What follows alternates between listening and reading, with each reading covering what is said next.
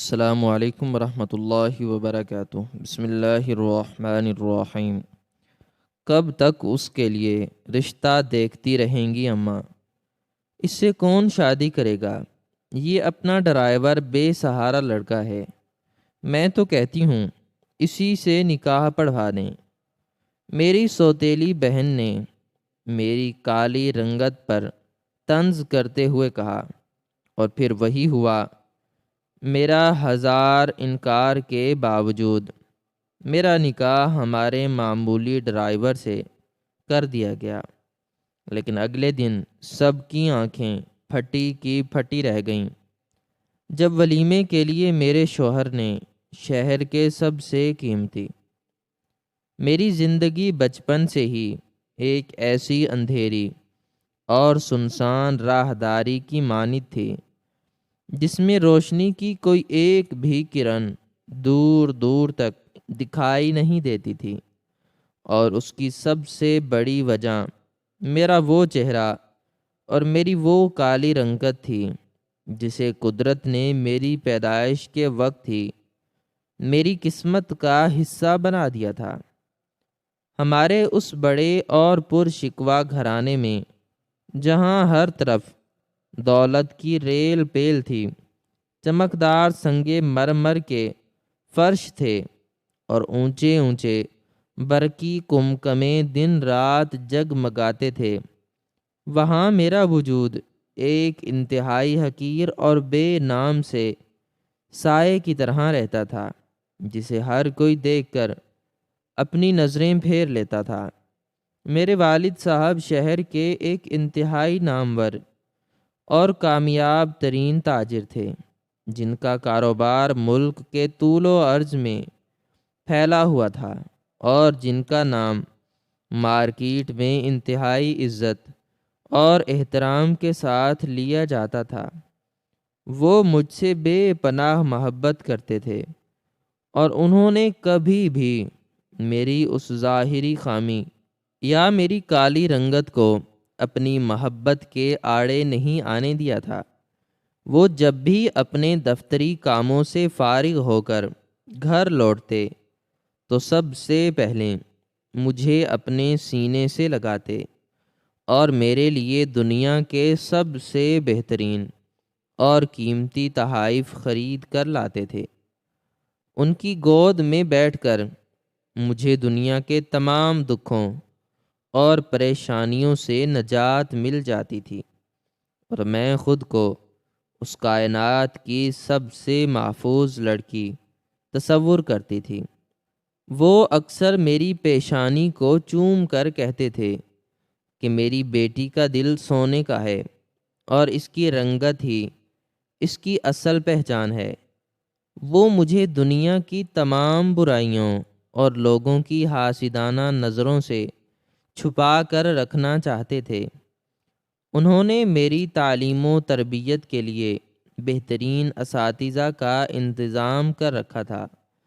اور ان کا خواب تھا کہ میں پڑھ لکھ کر ان کے اس بہت بڑے کاروباری سلطنت کو سنبھالوں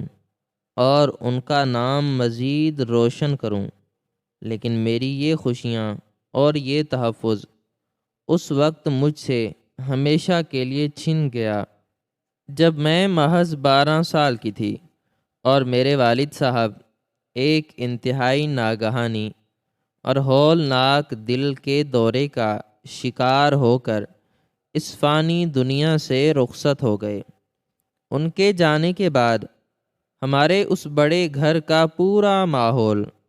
ایک ہی پل میں میرے لیے اجنبی اور انتہائی ظالمانہ بن کر رہ گیا، کیونکہ میری سوتیلی ماں اور میری سوتیلی بہن علیشہ نے اپنے چہروں پر چڑھے ہوئے ان جھوٹے رشتوں کے نقاب کو اتار کر اپنی اصل اور خوفناک شکلیں میرے سامنے عیاں کر دی تھیں۔ والد صاحب کے جنازے کا اڑتا ہوا دھواں ابھی پوری طرح فضا میں تحلیل بھی نہیں ہوا تھا کہ میری سوتیلی ماں نے گھر کی تمام تجوریوں اور الماریوں کی چابیاں اپنے قبضے میں لے لیں اور والد صاحب کے اس خوبصورت مطالعے کے کمرے کو تالا لگا دیا جہاں بیٹھ کر وہ مجھے کہانیاں سنایا کرتے تھے۔ میری سوتیلی بہن علیشا، جس کا رنگ انتہائی گورا چٹا اور خد و خال پرکشش تھے، وہ اپنی اس ظاہری خوبصورتی کے جام میں اس قدر مبتلا تھی کہ وہ گھر کے ہر ملازم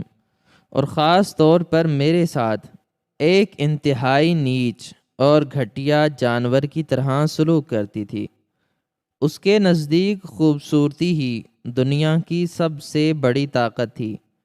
اور وہ مجھے دیکھ کر ہمیشہ نفرت سے اپنا منہ بنا لیتی تھی۔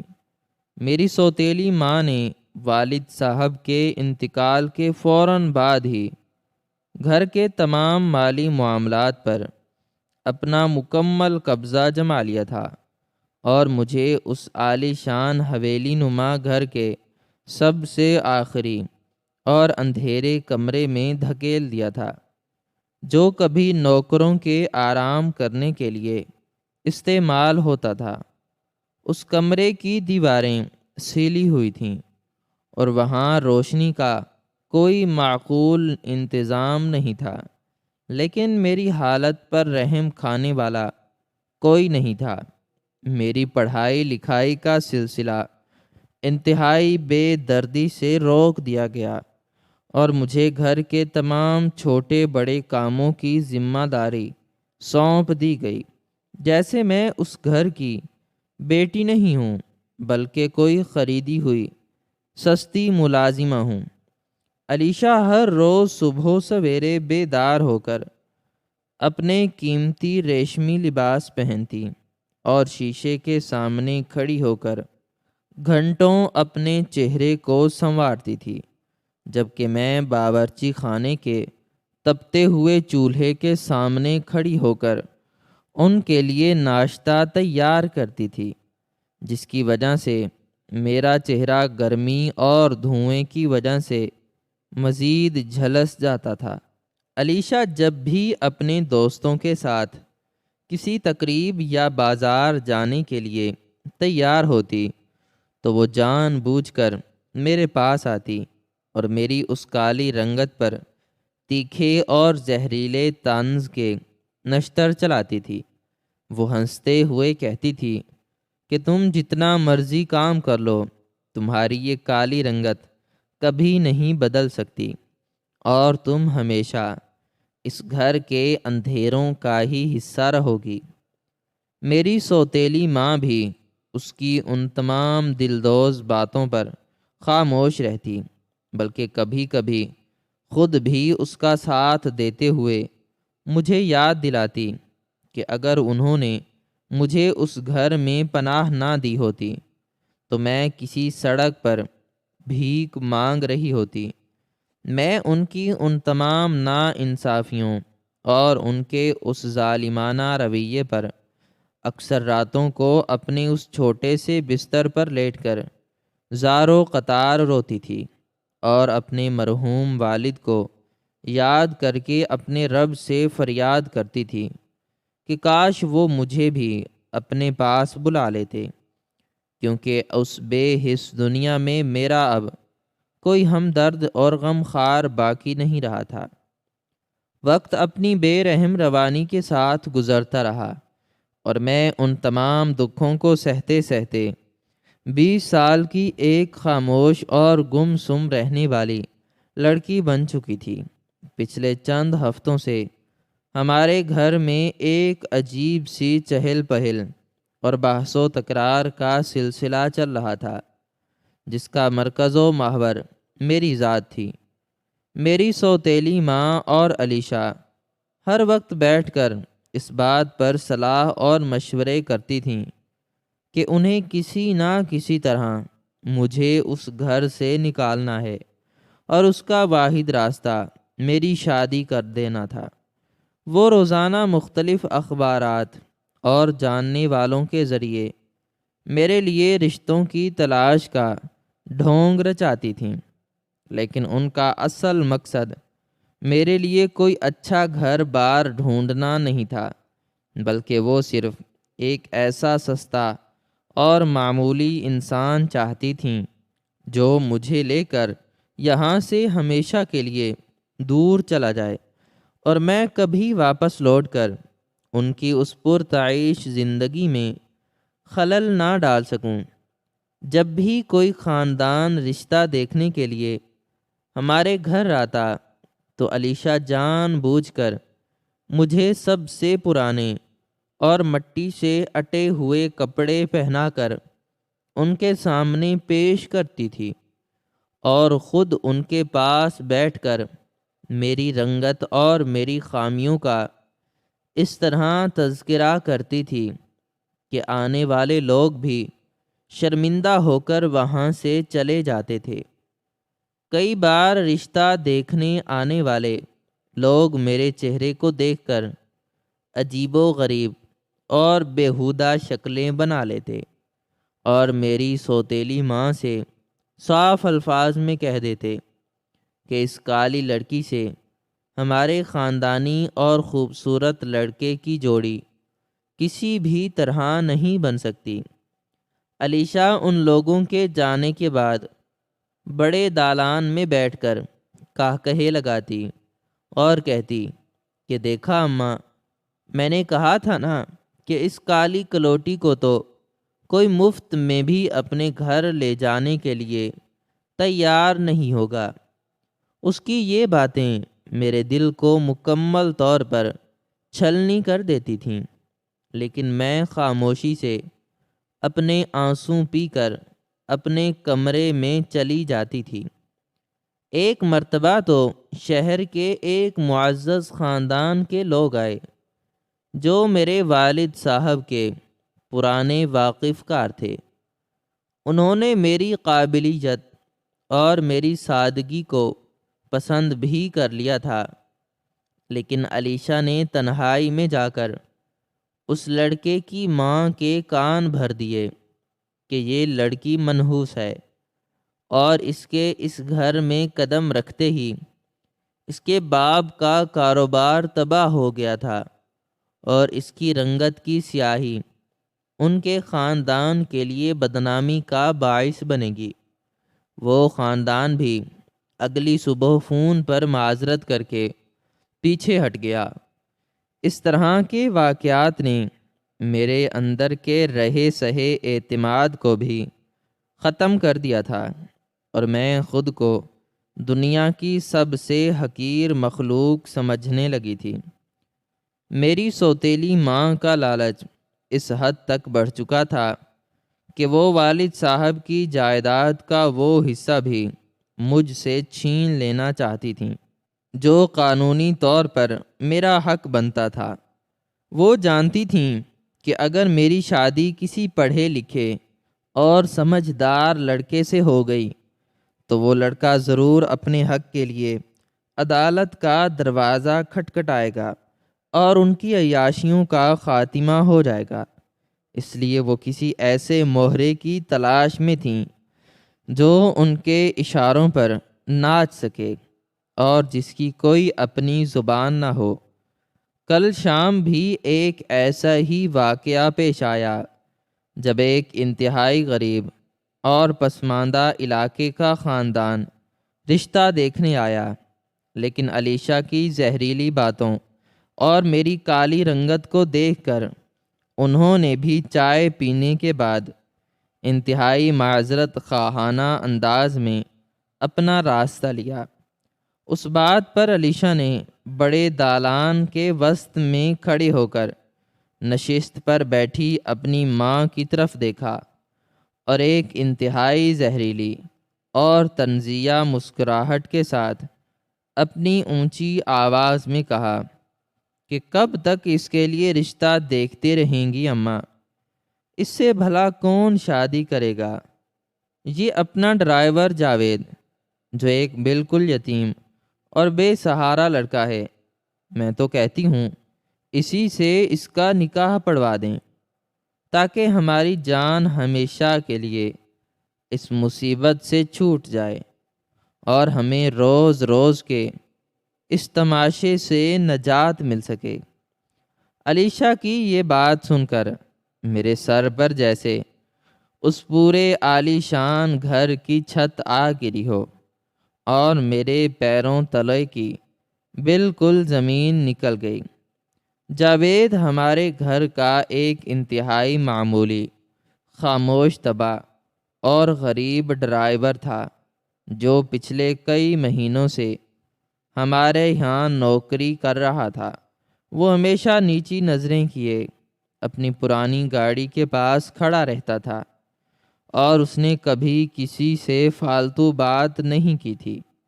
وہ بالکل بے سہارا اور یتیم لڑکا تھا، جس کا اس دنیا میں کوئی آگے پیچھے نہیں تھا۔ علیشا نے ایک انتہائی شاطرانہ چال چلی تھی۔ وہ مجھے ایک معمولی ملازم کی بیوی بنا کر میری پوری زندگی کو ذلت اور رسوائی کے اس گہرے گڑھے میں دھکیلنا چاہتی تھی جہاں سے میں کبھی اپنا سر نہ اٹھا سکوں۔ میں نے پہلی بار اپنے اندر ایک عجیب سی جرأت محسوس کی اور روتی ہوئی اپنی سوتیلی ماں کے سامنے گھٹنوں کے بل گر پڑی۔ میں نے ان کے آگے اپنے ہاتھ جوڑے اور ان سے التجا کی کہ خدا کے لیے مجھ پر یہ ظلم نہ کریں۔ میں اس گھر کے کسی کونے میں عمر بھر ایک خادمہ بن کر رہنے کے لیے تیار ہوں۔ میں علیشا کے جوتے صاف کروں گی، میں باورچی خانے کا سارا کام اکیلے کروں گی، لیکن میرا نکاح اس طرح ایک معمولی ڈرائیور سے کر کے میرے والد صاحب کی عزت کو مٹی میں نہ ملائیں۔ میں نے علیشا کی طرف بھی دیکھا، لیکن اس کے پتھر کے دل پر میری ان سسکیوں اور میرے ان بہتے ہوئے آنسوؤں کا کوئی اثر نہیں ہوا، بلکہ اس نے اپنی ماں کو اکساتے ہوئے کہا کہ اماں اس کی باتوں میں مت آنا۔ اگر اس کی شادی اس ڈرائیور سے نہ ہوئی تو یہ ساری زندگی ہمارے سر پر بیٹھی رہے گی اور ہماری جائیداد میں سے اپنا حصہ مانگے گی۔ میری سوتیلی ماں کے دل میں چھپا ہوا لالچ اور میری رنگت کے خلاف نفرت اب پوری طرح جاگ چکی تھی۔ انہوں نے انتہائی بے دردی سے میرا ہاتھ جھٹکا اور مجھے زمین پر پٹخ دیا۔ انہوں نے ایک انتہائی سخت اور حتمی لہجے میں کہا کہ اس گھر میں اب وہی ہوگا جو علیشا نے کہا ہے، اور تمہارا نکاح اسی ڈرائیور جاوید سے ہی پڑھایا جائے گا۔ انہوں نے اسی وقت جاوید کو اپنے دفتر میں بلوایا۔ جاوید ہمیشہ کی طرح اپنی پرانی چپلیں پہنے اور سر جھکائے کمرے میں داخل ہوا۔ جب میری سوتیلی ماں نے اسے اس نکاح کے فیصلے کے بارے میں بتایا تو اس کے چہرے پر کسی قسم کی کوئی حیرت یا کوئی اعتراض کے تاثرات عیاں نہیں ہوئے، بلکہ اس نے انتہائی خاموشی اور فرما برداری کے ساتھ اپنا سر ہلا دیا، جیسے وہ اس فیصلے کے لیے پہلے سے ہی بالکل تیار بیٹھا ہو۔ اس کی اس خاموشی نے میرے دل میں اس کے خلاف نفرت اور حقارت کو مزید بڑھا دیا۔ میں نے سوچا کہ یہ غریب لڑکا ہماری دولت اور اس بڑے گھر کی آسائشوں کے لالچ میں آ کر مجھ جیسی کالی لڑکی سے شادی کرنے پر فوراً راضی ہو گیا ہے۔ میری سوتیلی ماں نے وقت ضائع کیے بغیر اسی رات محلے کے ایک چھوٹے اور گمنام مولوی صاحب کو گھر پر بلوا لیا۔ گھر میں شادی کی کوئی چہل پہل نہیں تھی، کوئی سجاوٹ نہیں تھی اور نہ ہی کوئی رشتہ دار موجود تھا۔ ہال کے ایک چھوٹے سے کونے میں ایک پرانی چادر بچھا دی گئی، جہاں مولوی صاحب اپنے نکاح کے رجسٹر کے ساتھ بیٹھ گئے۔ علیشا اور میری سوتیلی ماں صوفے پر بیٹھی اس پورے تماشے کو دیکھ کر اندر ہی اندر انتہائی خوش ہو رہی تھیں، اور ان کے چہروں پر ایک نامعلوم فتح کا غرور چمک رہا تھا۔ مجھے زبردستی ایک پرانے اور رنگ اڑے ہوئے سوٹ میں ملبوس کر کے وہاں لا کر بٹھا دیا گیا۔ میری آنکھوں سے آنسوؤں کا ایک ایسا سیلاب بہہ رہا تھا جو میرے گلے کو رلائے جا رہا تھا۔ میں نے آخری بار اپنی سوتیلی ماں کی طرف دیکھا، لیکن ان کی پتھر جیسی آنکھوں میں رحم کا کوئی ایک قطرہ بھی موجود نہیں تھا۔ جاوید بھی اپنے اسی معمولی اور پرانے کپڑوں میں سر جھکائے دوسری طرف بیٹھ گیا۔ مولوی صاحب نے رجسٹر کھولا اور نکاح کی کارروائی شروع کی۔ انہوں نے مجھ سے میری مرضی دریافت کی تو میں نے کئی سیکنڈ تک خاموشی اختیار کی۔ میرا دل چاہ رہا تھا کہ میں چیخ چیخ کر اس ناانصافی کے خلاف آواز بلند کروں، لیکن میری سوتیلی ماں کی زہریلی نگاہیں اور علیشہ کا وہ طنزیہ چہرہ مجھے خاموش رہنے پر مجبور کر رہا تھا۔ مولوی صاحب کے بار بار پوچھنے پر اور اپنی بے بسی کے ہاتھوں مجبور ہو کر میرے ہزار انکار اور میرے اندر کی تڑپ کے باوجود میرے ہونٹوں سے انتہائی دھیمی آواز میں ہاں کا لفظ نکل گیا، اور مولوی صاحب نے فوراً جاوید سے بھی دستخط کروا لیے، اور اس طرح میرے تمام تر انکار کے باوجود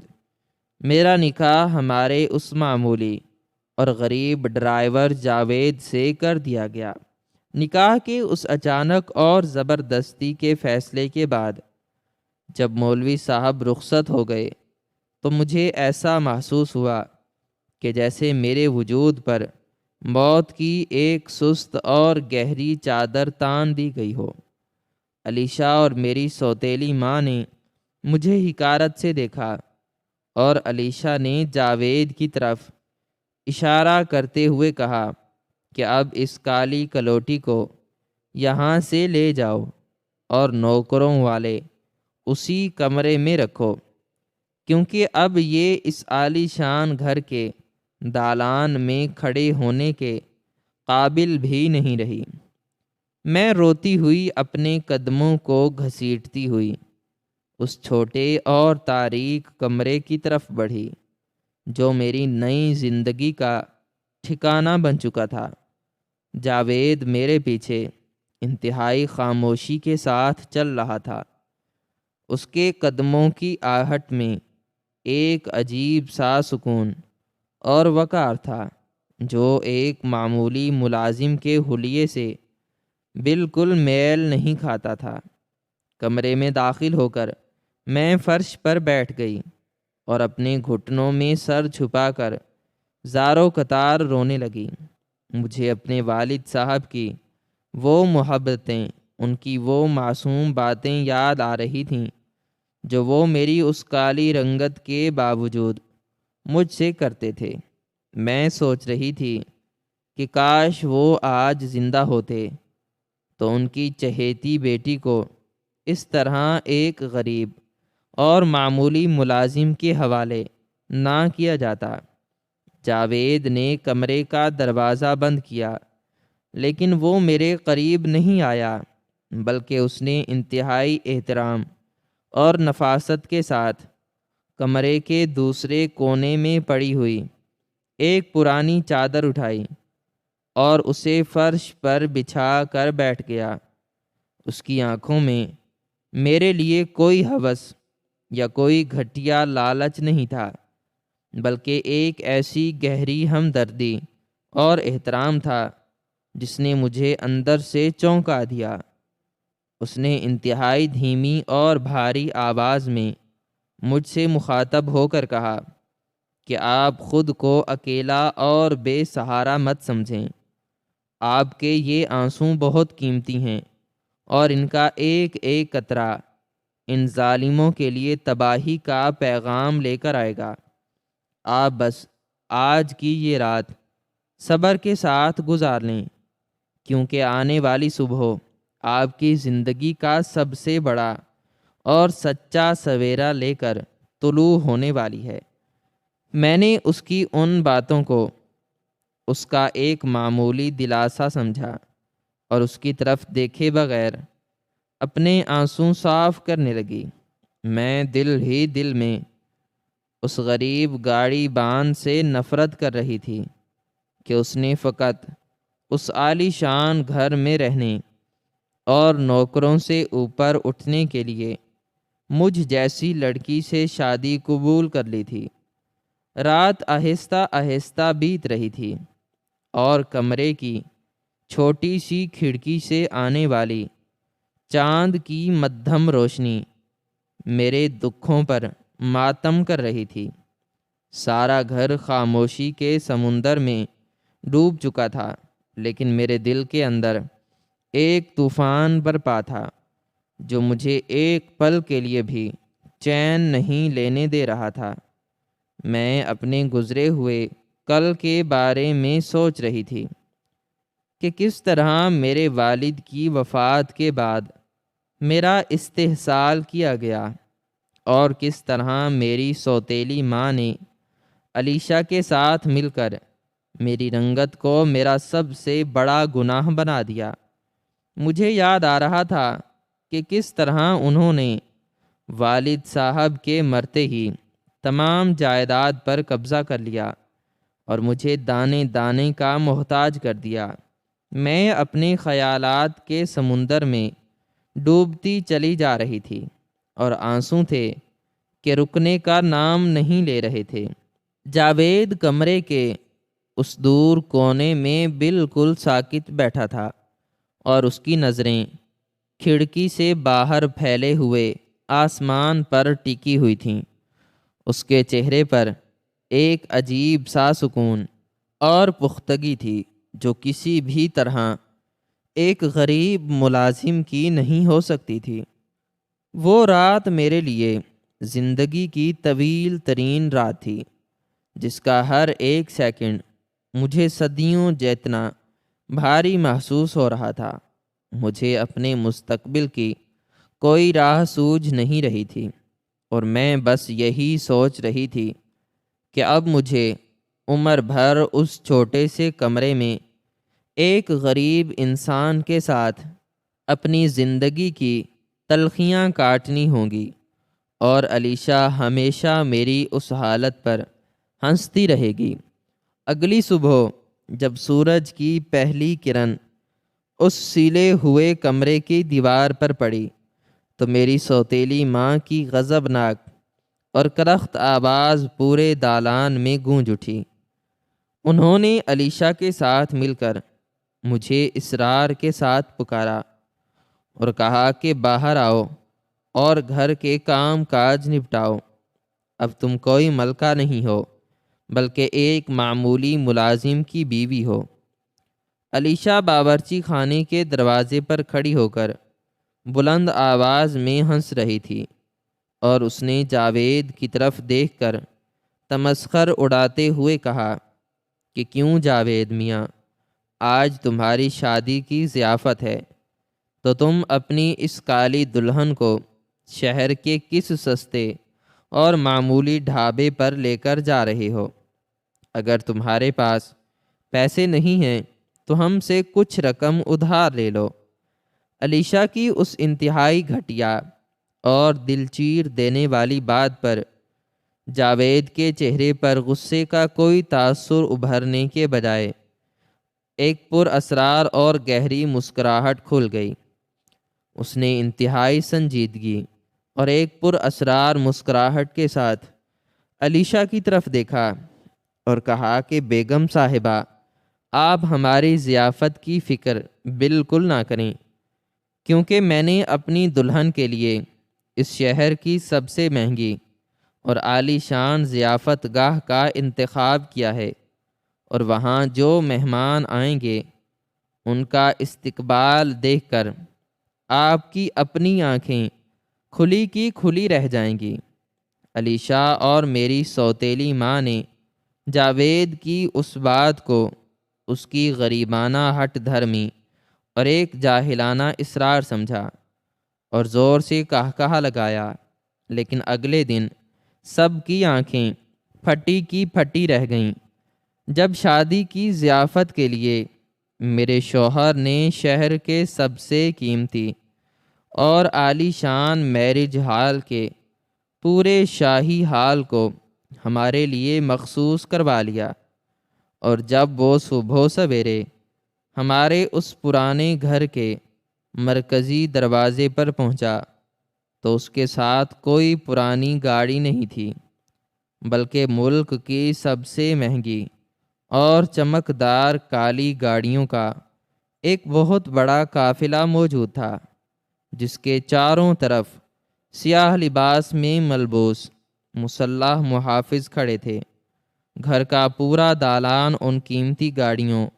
اور ان باوقار لوگوں سے بھر چکا تھا۔ میری سوتیلی ماں اور علیشا کھڑکی کے پیچھے کھڑی ہو کر یہ ناقابل یقین منظر دیکھ رہی تھیں، اور ان کے چہروں کا رنگ اڑ چکا تھا۔ انہیں سمجھ نہیں آ رہا تھا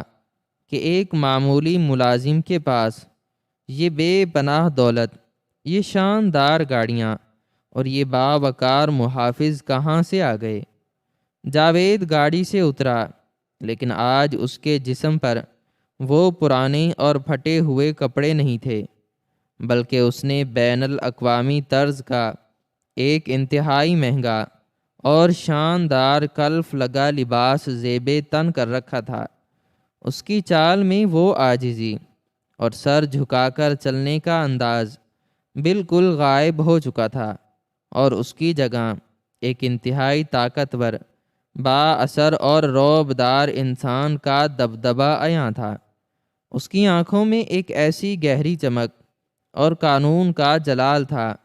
جس نے میری سوتیلی ماں اور علیشا کے دلوں میں ایک خوفناک دہشت پیدا کر دی۔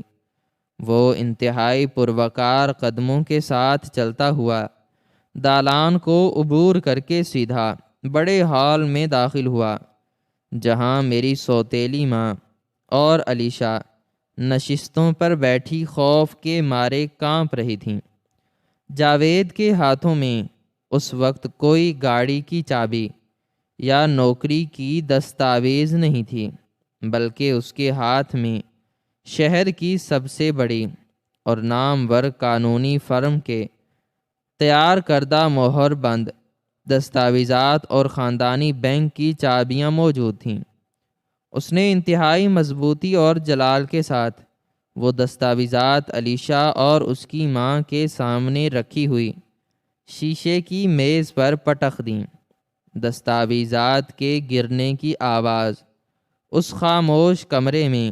ایک ہولناک دھماکے کی طرح گونجی۔ جاوید نے اپنی گرجدار اور پرجلال آواز میں ان دونوں کو مخاطب کرتے ہوئے کہا کہ تم دونوں عورتیں پچھلے کئی سالوں سے جس جھوٹ اور جس فریب کے سائے میں جی رہی تھیں، آج اس کا ہمیشہ کے لیے خاتمہ ہو چکا ہے۔ تم نے جس لڑکی کو اس کی کالی رنگت کی وجہ سے اس گھر کے اندھیروں میں قید کر رکھا تھا اور اسے ایک معمولی ملازم کی بیوی بنا کر ذلیل کرنا چاہتی تھیں، آج وہی لڑکی اس پوری جائیداد، اس عالی شان حویلی اور اس ملک کے سب سے بڑے کاروباری سلطنت کی اکلوتی اور قانونی مالکن بن چکی ہے۔ میری سوتیلی ماں نے کانپتے ہوئے ہاتھوں سے ان کاغذات کو اٹھایا، اور جیسے ہی ان کی نظر ان پر درج عدالتی احکامات اور اپنے مرحوم شوہر کے اصل دستخطوں پر پڑی تو ان کے منہ سے ایک کربناک چیخ نکل گئی اور وہ صدمے کے مارے زمین پر گر گئیں۔ علیشا بھی دیوانوں کی طرح ان کاغذات پر چھپٹی، اور انہیں پڑھتے ہی اس کے چہرے کا وہ سارا گھمنڈ اور اس کی وہ ظاہری خوبصورتی کا غرور ایک ہی سیکنڈ میں مٹی میں مل گیا۔ جاوید نے ان کی اس ذلت آمیز حالت کو دیکھ کر ایک سرد مسکراہٹ کے ساتھ میری طرف دیکھا، جو اب تک ہال کے کونے میں کھڑی حیرت اور سکتے کے عالم میں یہ سب دیکھ رہی تھی۔ جاوید نے سب کے سامنے اپنے اصل چہرے کا نقاب ہٹاتے ہوئے اس گہرے راز سے پردہ اٹھایا جو پچھلے کئی مہینوں سے اس گھر کی دیواروں میں چھپا ہوا تھا۔ اس نے بتایا کہ میرا نام جاوید نہیں ہے، بلکہ میں لندن کی سب سے بڑی اعلیٰ یونیورسٹی سے پڑھا ہوا ایک اعلیٰ بیرسٹر ہوں، اور تمہارے مرحوم والد صاحب کا سب سے قابل اعتماد اور قانونی مشیر تھا۔ تمہارے والد صاحب اپنی وفات سے چند دن پہلے ہی اس بات سے اچھی طرح واقف ہو چکے تھے کہ ان کی یہ دوسری بیوی اور یہ سوتیلی بیٹی علیشہ انتہائی درجے کی لالچی، حاسد اور مکار عورتیں ہیں، جو ان کے جانے کے بعد ان کی معصوم اور کالی رنگت والی بیٹی کا جینا حرام کر دیں گی اور اس کی جائیداد پر ناجائز قبضہ کر لیں گی۔ اسی لیے تمہارے والد صاحب نے اپنی زندگی کی آخری اور سب سے اہم وصیت تیار کی تھی، جس میں انہوں نے اپنی تمام تر جائیداد، بینک کے کھاتوں اور یہ عالی شان گھر مکمل طور پر اپنی اس سچی بیٹی کے نام کر دیا تھا۔ لیکن اس وصیت کے نافذ ہونے کے لیے انہوں نے ایک انتہائی سخت اور پر اسرار شرط رکھی تھی۔ انہوں نے مجھے اس وصیت کا قانونی امین مقرر کیا تھا اور مجھ سے یہ وعدہ لیا تھا کہ میں خود نوکر بن کر اس گھر میں جاؤں گا اور اپنی آنکھوں سے ان دونوں عورتوں کے رویے، ان کے ظلم اور ان کے لالچ کا مکمل مشاہدہ کروں گا، تاکہ جب عدالت میں یہ کیس پیش ہو تو میرے پاس ان کے خلاف ناقابل تردید ثبوت موجود ہوں، اور میں اس معصوم لڑکی کو اس کا پورا حق دلا سکوں۔ جاوید نے بتایا کہ میں پچھلے 6 مہینوں سے ملازم بن کر تمہاری تذلیل، تمہارے آنسوں اور ان دونوں عورتوں کا وہ بدترین ظلم برداشت کر رہا تھا، اور روزانہ ان کی ایک ایک حرکت کی خفیہ تصاویر اور قانونی دستاویزات تیار کر رہا تھا۔ اور کل رات جب علیشہ نے لالچ اور نفرت کے اندھے نشے میں چور ہو کر تمہارا نکاح مجھ سے کروانے کا فیصلہ کیا، تو وہ دراصل قدرت کا ایک ایسا بہترین انصاف تھا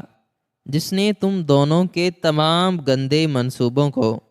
ہمیشہ کے لیے خاک میں ملا دیا، کیونکہ تمہارے والد صاحب کی وصیت کے مطابق اگر یہ دونوں عورتیں اس لڑکی پر ظلم کر کے اسے گھر سے نکالنے یا کسی غلط جگہ شادی کروانے کی کوشش کرتیں تو یہ جائیداد خود بخود اس لڑکی کے نام منتقل ہو جانی تھی، اور آج اس مبارک دن میں قانون نافذ کرنے والے اہلکاروں اور عدالت کے اعلیٰ افسران کو اس عالی شان ضیافت گاہ میں بلا چکا ہوں، جہاں تم دونوں کے خلاف فراڈ جائیداد کے کاغذات میں ہیرا پھیری اور ایک معصوم لڑکی پر ظلم کرنے کے جرم میں گرفتاری کے احکامات جاری کیے جائیں گے۔ جاوید کی یہ تمام باتیں سن کر میرے دل کے اندر پچھلے کئی سالوں سے جمع ہونے والا وہ سارا درد، وہ ساری محرومی اور وہ سارا اندھیرا ایک ہی لمحے میں کافور ہو گیا، اور میری آنکھوں سے شکر گزاری کے آنسوں بہنے لگے۔ میں نے دیکھا کہ جاوید کی آنکھوں میں میرے لیے اب وہ معمولی عاجزی نہیں تھی، بلکہ ایک سچے جیون ساتھی کا وہ پیار اور احترام تھا جس کا میں نے کبھی خواب میں بھی تصور نہیں کیا تھا۔ اس نے آگے بڑھ کر انتہائی محبت سے میرا ہاتھ تھاما اور کہا کہ چلو اب اس عالی شان ضیافت گاہ کی طرف چلیں، جہاں شہر کے تمام بڑے لوگ ہماری شادی کی خوشی میں ہمارا انتظار کر رہے ہیں، اور یہ دونوں عورتیں اب اس گھر سے نکل کر قید خانے کی ان تاریک سلاخوں کے پیچھے جائیں گی جہاں ان کا یہ غرور اور ان کا یہ لالچ ہمیشہ کے لیے سڑ جائے گا۔ علیشا اور اس کی ماں مٹی پر بیٹھی رو رہی تھیں اور اپنی اس بدترین شکست پر آنسو بہا رہی تھیں، لیکن اب ان پر رحم کھانے والا کوئی نہیں تھا۔ قانون کے محافظ ہال میں داخل ہوئے اور انہوں نے ان دونوں کے ہاتھوں میں ہتھ کڑیاں پہنا دیں۔ میں جاوید کا ہاتھ پکڑے اس عالی شان گاڑی کی طرف بڑھی تو مجھے احساس ہوا اور مجھے محسوس ہوا کہ جیسے میرے والد صاحب آسمان سے دیکھ کر مسکرا رہے ہوں، اور میری اس کالی رنگت کو قدرت نے دنیا کے سب سے خوبصورت اور سچے انصاف کے نور سے منور کر دیا ہو۔ یہ میری زندگی کی وہ نئی اور شاندار شروعات تھی جس نے مجھے یہ سبق سکھایا کہ حق اور سچائی کو جتنی بھی گہری قبر میں دفن کر دیا جائے، وہ ایک نہ ایک دن اپنا راستہ بنا کر باہر ضرور آتا ہے، اور ظالم کا انجام ہمیشہ رسوائی اور عبرتناک ہی ہوتا ہے۔ اور قدرت جب اپنا انصاف کرتی ہے تو بڑے بڑے مغروروں کے سر بھی مٹی میں ملا دیتی ہے۔ اس شاندار ضیافت گاہ کا تذکرہ پورے شہر میں پھیل چکا تھا، جہاں پہنچ کر جب میں نے وہاں کا انتظام دیکھا تو میری عقل دنگ رہ گئی۔ روشنیوں کے سیلاب اور بڑے بڑے گلدستوں نے اس جگہ کو ایک جنت کا روپ دے رکھا تھا۔ وہاں موجود ہر بڑا تاجر اور معزز قانون دان جاوید کا استقبال کرنے کے لیے ہاتھ باندھے کھڑا تھا، اور وہ سب جاوید کو اس کے اصلی نام اور اس کے عظیم مرتبے سے پکار رہے تھے۔ علیشا اور اس کی ماں، جو کل تک مجھے پاؤں کی جوتی سمجھتی تھیں، آج وہ قید خانے کی گاڑی میں بیٹھ کر اپنے کیے کی سزا پانے کے لیے جا رہی تھیں، اور ان کا وہ سارا گھمنڈ ریت کے محل کی طرح بکھر چکا تھا۔